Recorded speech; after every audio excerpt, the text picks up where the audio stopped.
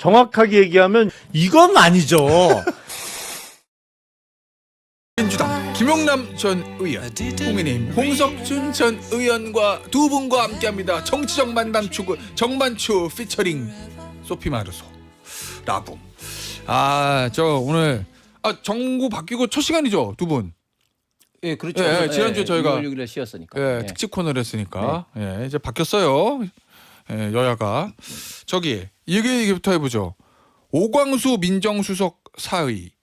이 새 정부 들어서 첫 번째 낙마거든요. 이거 잘 된 거다. 아니면은 좀 더 버티지. 어느 쪽입니까? 더 버티기는 어렵죠. 사실은 낙마 사유를 보면 물론 그 부동산 명의 신탁과 관련해서는 공소시효는 지난 것으로 보여요. 그러니까 기소할 수는 없는 상태라고는 하지만 글쎄 검사 출신으로서 어떤 흠이 있을 수 있는 가장 최악의 두 번째 경우 정도 아닌가 싶어요. 첫 번째 뭐예요? 그거는 뇌물수수죠. 그건 최악이고. 최악이지 그건 그러네. 최악이고.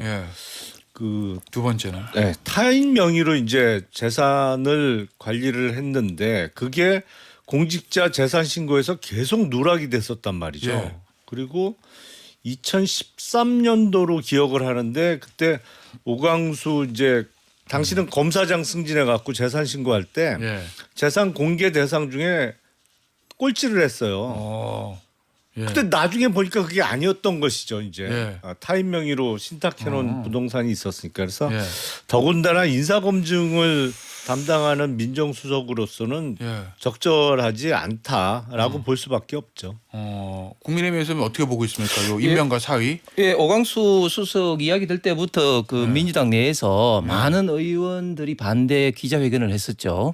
제 기억이 서영교 의원도 반대 기자회견을 했고 그 이유는 결국은 이제 윤석열 전 대통령과 같은 어떤 특수통 검사 출신 아니냐 이런 측면에서 반대했고 이런 어떤 차명 부동산 문제가 또 지금 좌파 성향 매체에서 처음 보도되면서 정말 내부적인 어떤 갈등이 심하구나 이런 것을 느꼈습니다만 잠깐 그러면 이 보도가 첫 제3 보도가 된 게 사실 소위 말하는 조중동을 벌리는 보수 언론이 아니라 진보 언론에서 이 첫 보도가 나왔다. 이건 그러면 내부적인 갈등이다. 그럴 가능성이 저는 굉장히 많다고 보고 그리고 또 최근에 지금 이제 문제되고 있는 많은 어떤 그 후보자들 김민석 내정자를 비롯해서 지금 김병기 원내대표라든지 또 이한주 유승락 관련된 많은 어떤 그 의혹들이 지금 이제 진보 좌파 매체 성향에서 계속해서 보도가 되고 있지 않습니까? 이런 것들이 자리 다툼을 내부에서 강력하게 벌어지고 있는 게 아닌가 그런 어떤 추측이 가능한 것 같고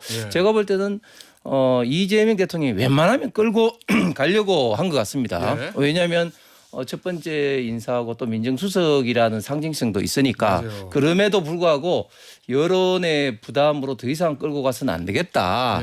이런 어떤 판단이 지금 선 것 같습니다. 아니 이렇게 되면 이재명 대통령의 고민이 좀 깊어질 것 같은데 이 오광수 민정수석이라는 사람이 특수통 출신, 특수보검사 출신이잖아요. 그렇죠. 그리고 이재명 대통령하고 연수원 동기고 본인 사건의 변호사도 했었나요? 아니요, 그거는 기억에 전혀 없는데. 그러니까 어쨌든 본인과 인연이 있는 사람인데 민주당 내에서 반대가 검찰 개혁 때는 반대가 있었음에도 나를 믿어달라라고 임명한 거예요. 그런데 어쨌든 저 진보 성향 매체에서 나오는 이 보도 여기서부터 시작돼서 낙마한 거거든요. 다음 카드는 뭘 쓸 수 있어요 이러면? 사실은 그 집권 세력 내에서는 검찰 더군다나 이제 윤석열 전 대통령하고 같이 근무한 특수통 출신을 민정수석에 쓰는 것 자체로 반발이 셌는데 이제 기왕 깜짝 카드로 인사를 해서 했으면 쭉 갔어야 되는데 이게 다른 사유로 이른바 개인 어떤 비리 의혹과 관련해서 낙마를 하게 돼서 참 난감해질 수밖에 없죠. 그래서 두 번째 민정수석 지명자를 그러면 또 검찰 출신은 임명할 거냐. 이거는 인사권자로서 고민이 되는 상황일 수밖에 없죠. 좀 두고 봐야 될 것 같습니다. 알겠습니다. 자, 특검 얘기 좀 해볼게요. 어제 사실 오후에 민주당 3명 그다음에 조국 혁신단 3명 이렇게 추천했거든요. 각 특검에 2명씩. 근데 대통령이 원래 한 며칠 기한이 있는데 어제 밤에 늦게 바로 임명해 버렸습니다. 내란 특검은 조은석 전 감사원장 권한대행 민주당 추천 김건희 지명이죠. 아직은 정확하게 하면 지명. 김건희 특검은 민중기 전 서울중앙지법원장 요것도 민주당 추천. 최상병 특검은 이명현 전 국방부 감찰당 고등검찰부장 요거는 조국혁신당 추천. 이거 어떻게 보고 계세요? 국민의힘에서 이제 특검의 면면들 뭐 이 정도면 공정하다입니까? 아니면 야 이거 너무 편향되는데 이겁니까?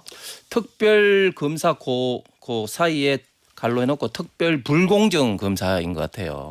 그러니까 그래요? 사실 이제 수사의 신뢰성을 담보하기 위해서는 잘 아시는 것처럼 공정해야 되지 않습니까? 예. 공정하다는 것은 일단 법 집행을 진짜 균형되게 해야 되는 것이고 그리고 싫은 의미든 좋은 의미든 어떤 수사 대상과 어떤 특별한 어떤 관계가 없어야 되는데 지금 지명한 조은석 그 지명자 같은 경우는 잘 아시는 것처럼 윤석열 전 대통령 사기 이제 선배고 검찰총장으로 이제 했을 때 법무연수원장을 마지막으로 이제 퇴임을 하면서 예. 문재인 대통령 퇴임 한 3개월 정도 전에 이제 감사원의 감사위원으로 임명됐고 예. 그 이후에 최재 감사원장과 사사건건 좀 대립을 좀 한 그런 어떤 악연이 있습니다. 그리고 민중기 또 지명자 같은 경우도 김명수 전 대법원장이 첫건 알려졌고 또 리법 연구의 핵심 인사로 알려지면서 아주 드물게 거의 유일하게 중앙법원장을 위임을 한 그런 어떤 사례가 있습니다. 그래서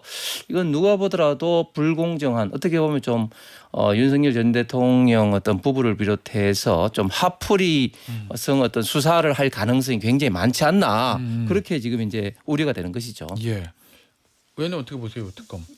뭐 괜찮아요? 잘 지금 짰습니까? 지명된 분들이 특별히 더불어민주당과 인연이 있는 분은 한 분도 없죠.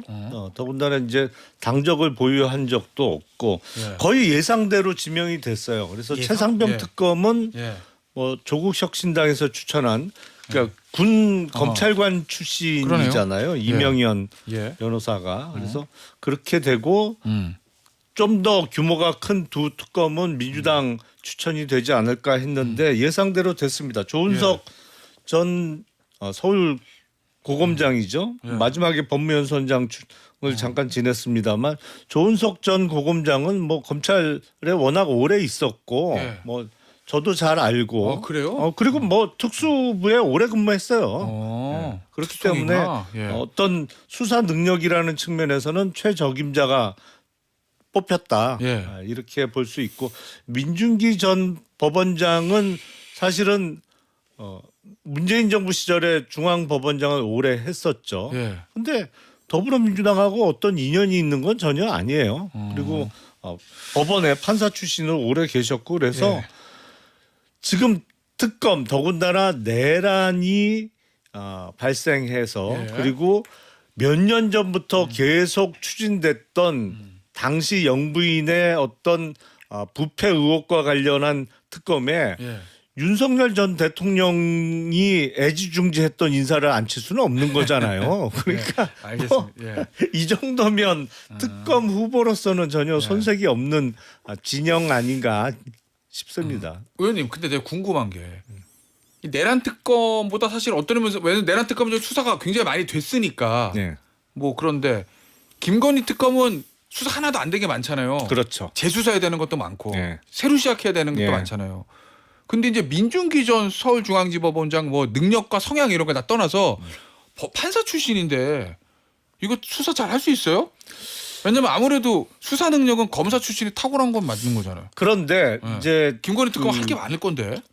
많죠. 예, 그리고 그래서. 제가 봐도 수사 난이도라는 측면에서는 제일 까다로운 수사는 김건희 특검이에요. 저도 그렇게 보거든요. 예, 내란 이거는- 특검은 이미 정리된 게 많아서. 이거는 그 사건도 많지만 예. 이게 해외 파트가 분명히 끼어 있을 가능성이 높아요. 아. 그래서 수사 난이도라는 측면에서는 다른 특검보다 제일 어려운 네. 수사예요. 근데 그래서 특검보를 수사 경험이 좀 풍부한 사람으로 뽑아야겠죠. 물론 이제 특검이 예. 꼭 수사 경험이 있으면 좋겠습니다만 그게 아닐지라도 기본적으로 법률적인 지식이 예. 풍부하다면 예. 큰 틀에서 잘못 나가지 않도록 방향을 잡고 그리고 밑에 특검보나 아니면 파견 검사, 수사팀장 이런 사람들이 실제 수사를 담당하는 구조가 되겠죠. 알겠습니다. 의원님 솔직히 걱정되십니까 특검 수사? 굉장히 많이 걱정이 되죠. 왜냐하면 특검이 이제 시작이 되면 지금 현재 뭐 무슨 어떤 사항이라고 했지만 뭐 인지 수사까지 다 포함되기 때문에 사실은 무제한 특검 아니겠습니까? 예. 그렇게 되면 수사의 어떤 불똥이 어디로 뛸지 그리고 또 수사의 어떤 속성이 한번 또 출발하면은 뭐 걷잡을 수 없이 예상치 못한 어떤 상황으로 또 대개하기 때문에 예. 단순하게 윤석열 전 대통령의 어떤 부부뿐만 아니라 뭐 일반 어떤 국민들까지 예를 들면 뭐 우파 보수 어떤 유튜브라든지 일반 국민들까지도 이제 불똥이 튈 가능성도 굉장히 많다. 뭐 그런 어떤 측면에서 이런 것들이 국민의 갈등과 정치 어떤 보복의 그런 어떤 것까지 이제 뭐 불똥이 튈 가능성도 있기 때문에 예. 국가 전체적으로 저는 적폐청산 어떤 시즌 2를 넘어서 그보다 더 심한 어떤 결과가 일어나지 않을까 걱정이 됩니다. 국민의힘에 대한 위원정당 제소 얘기들이 이제 있긴 있는데 실제로 거기까지 갈 거라고 보세요? 정부에서? 저는 뭐 그렇게까지는 가지 않을 거라고 봅니다. 오히려 그렇게 갔다가는 오히려 어떤 민주당과 이재명 정권의 어떤 그 여풍이 굉장히 많이 불 수밖에 없고 예. 어떻게 41점 몇 프로를 받은 어떤 정당이 위원 정당을 되겠습니까? 그런데 지금 가만히 보시면 재미있는 것은 국민의힘이 위원 정당 운운하는 것은 민주당에서는 아주 작은 목소리고 홍준표 전 시장이나 이런 분들에서 더 이야기가 나오는 것이 참 아이러니인 것 같습니다. 그럼 왜 그런다고 보세요? 홍준표 전 시장은.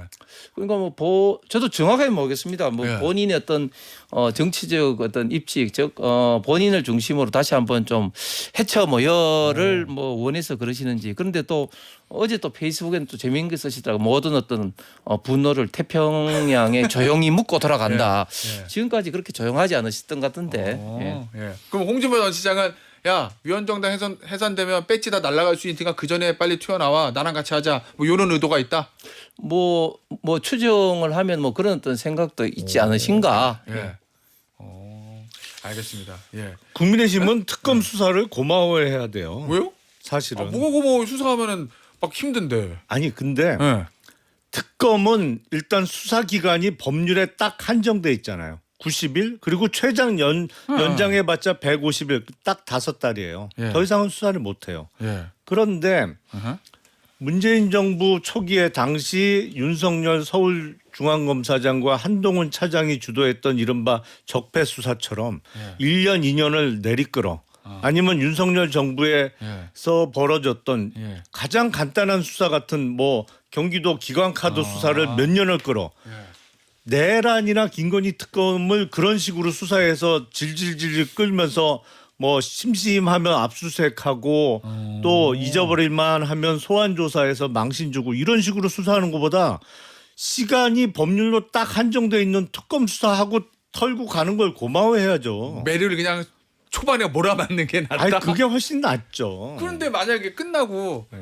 남은 게 있습니다. 그리고 그냥 검찰청소 또 하면 어떡해요? 근데 특검 수사를 다 끝내놓고 그 동일한 사안에 대해서 검찰에서 나중에 또 수사한다? 아유 그거는 그래요? 나중에 안 좋은 소리 듣기 딱이고 그렇게 한 적은 없잖아요. 여태까지 특검 수사가 진행된 사안 중에 특검 수사 종료한 이후에 이어받아서 한 적은 없어요. 그런데 너무 지금 뭐 인원이 많다 뭐 이런 문제도 있지만 위헌 소지가 있는 어떤 조항도 지금 이제 특검법이 너무 많아요. 예를 들면 이 수사한 결과를 재판에 633 해라 뭐 이런 것부터 시작해서 이제 수사를 하면 이제 공소시효를 뭐 멈춘다든지 또 민주당에서 이재명 당시 그 의원을 수사를 할 때 그렇게 어떤 뭐 조금이라도 언론이 나오면 피해 사실 공표라고 이야기해놓고 이제 뉴스 브리핑 자체를 어떤 제도하는 거라든지 이런 어떤 위헌의 어떤 성격이 너무 많은 지금 법입니다. 네, 알겠습니다. 자 그런데 문제는 특검이 발동해요. 그럼 결국 주요 수사 대상은 윤석열 전 대통령, 김건희 여사. 그렇죠. 이름 자체가 김건희 특검이니까 뭐 이른바 뭐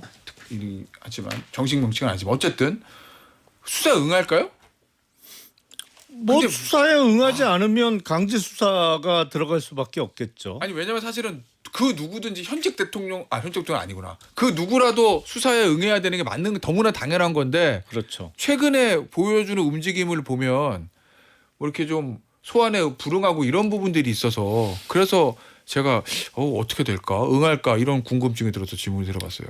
그러니까 워낙 법 준수 의지가 안 보이는 케이스기는 한데 예. 그렇다고 수사 받아야 될 피의자한테 끌려다닐 수는 없잖아요. 예. 어느 순간에는 국가 그 수사권 강제 수사권을 발동할 수밖에 없을 거고 예. 뭐 안 그렇게 되면 다행이겠습니다만 지금 보여주고 있는 모습처럼 저렇게 막무가내로 버틴다면 예. 뭐 강제 수사권 발동할 수밖에 없겠죠.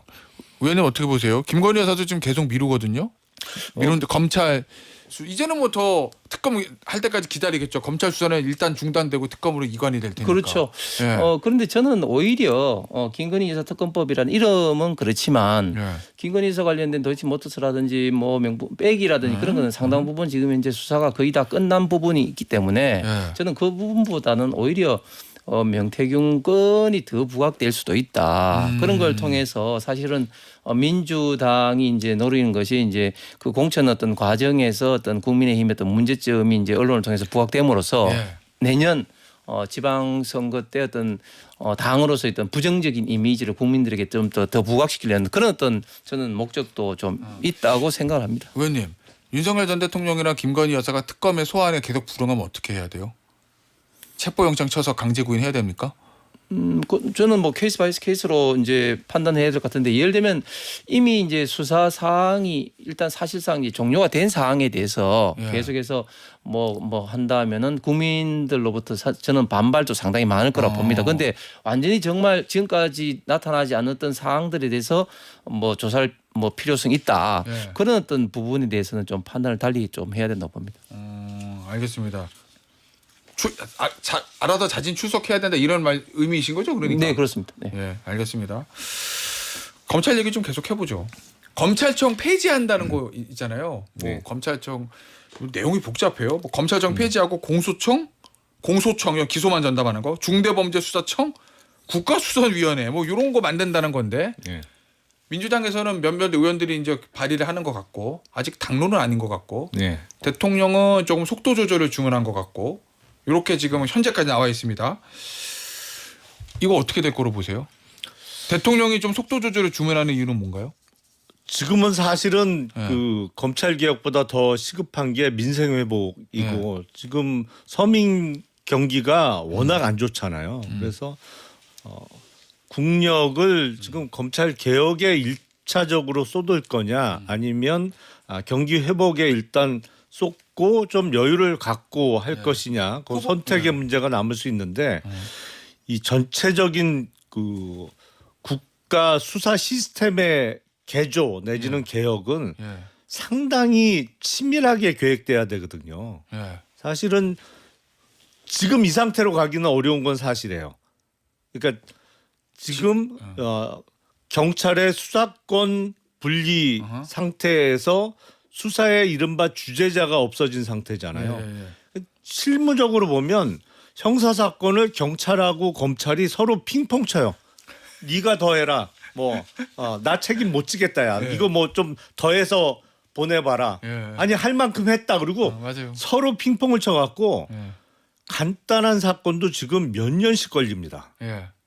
그 피해는 오로지 국민들이 받고 있는 거예요. 솔직히 말하면은 저도 저 한 변호사하는 입장에서 보면 옛날이 더 간편하고 간명했어요. 그러니까 책임지고 기한을 정해서 언제까지는 끝내려는 노력을 해야 되는데 지금은 이 책임질 사람이 뚜렷하게 보이질 않아요. 그래서 이런 식으로 하면 절대 안 되기 때문에 보다 치밀하게 계획을 해야 되는데 지금 법안에 보면 뭐 대략적인 내용은 보이는데 이걸 바로 민주당 이 법안 발의 의원들이 주장하듯이 그 3개월 이내에 그러니까 거의 예산안이 올라오기 전에 예산안의 본격적인 심사 전에 통과시킬 것이냐 그거는 조금 두고 봐야 될 것 같아요.